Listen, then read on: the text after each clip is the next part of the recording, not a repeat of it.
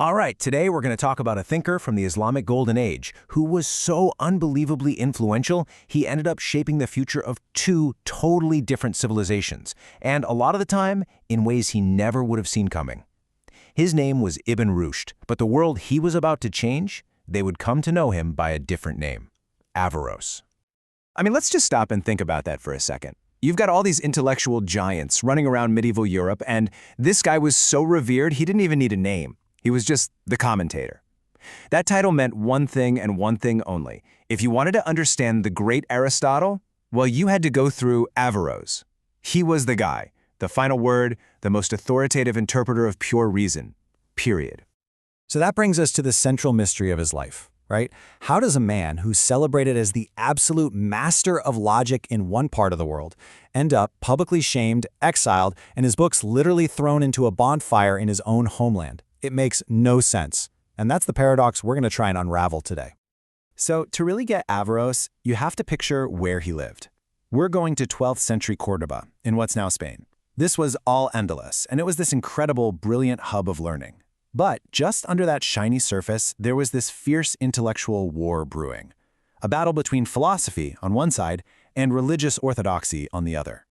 You see, the intellectual world that Averroes was born into was already under attack. From the inside, this tradition known as falsafa, which was all about using Greek philosophy, logic, and reason to understand the world, was facing some serious pushback. About 100 years earlier, a really brilliant theologian named Al-Ghazali wrote this absolutely devastating critique. It was called The Incoherence of the Philosophers, and his whole argument was that if you rely on pure reason instead of on God's word, well, you're heading straight for heresy.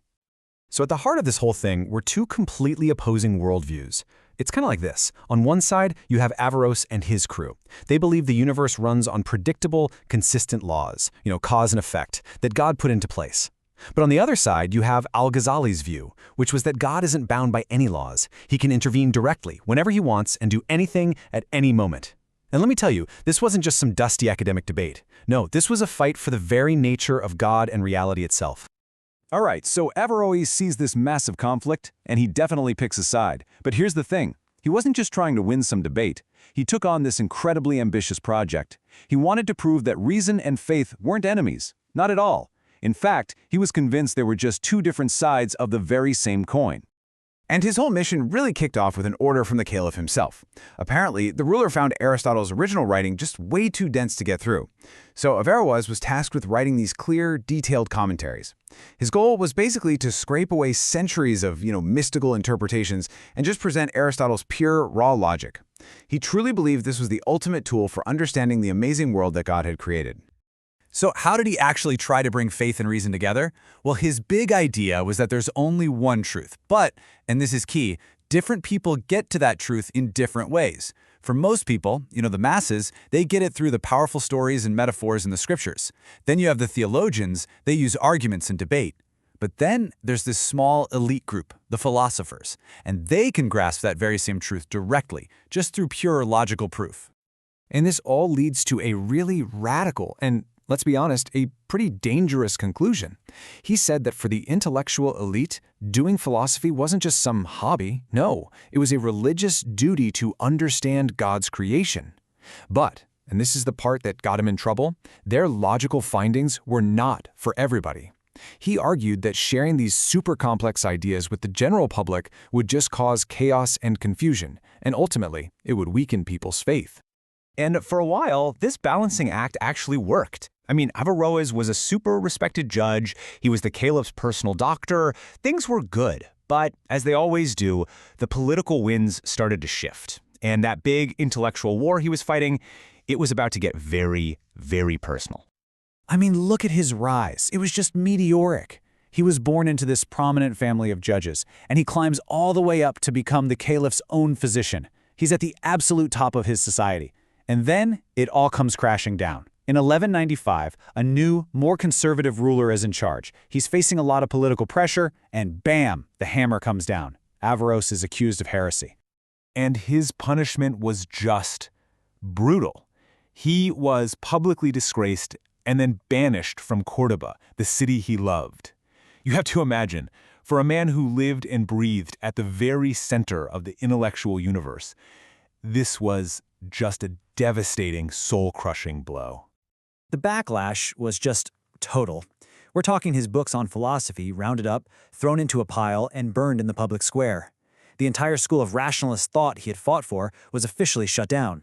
By every single measure, it looked like, in his own world, at the end of his life, Averroes had lost. Completely.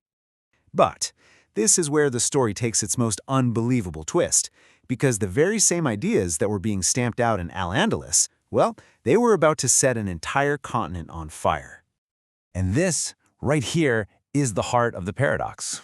While his work was basically fading into obscurity in the Islamic world, smuggled copies and Latin translations started popping up in the brand new universities of Europe. So the disgraced philosopher from Cordoba suddenly becomes the commentator in places like Paris and Oxford.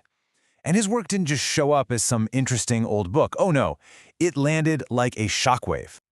You have to understand, European thinkers had never seen anything like this. This pure, powerful, hardcore version of Aristotle's reason. It was thrilling, and it was kind of terrifying. Even his biggest critics, like the great Christian theologian Thomas Aquinas, had no choice but to take him on, to grapple with his logic. And here's the crazy part. While Aquinas totally disagreed with Averroes' conclusions, he ended up adopting his rigorous method. The entire structure of Aquinas' masterpiece, the Summa Theologica, is built on that same exact logical framework. It's like he used his enemy's weapons to build his own fortress of faith. So the most important takeaway here is this. Averroes became the bridge. That's what he was. He took the lost wisdom of ancient Greece, sharpened it in the intellectual fires of the Islamic Golden Age, and then he passed it on to a Europe that was just starting to wake up from the Dark Ages. And in doing so, he helped spark the movements that would become the Renaissance and eventually the Enlightenment. So, what's the big takeaway from this incredible story? This tale of failure and really accidental triumph? Why should we even care about a 12th century philosopher today? Well, his legacy is this powerful reminder that ideas are unbelievably tough. The authorities in Cordoba, yeah, they burned his books, but they couldn't burn the logic inside those books.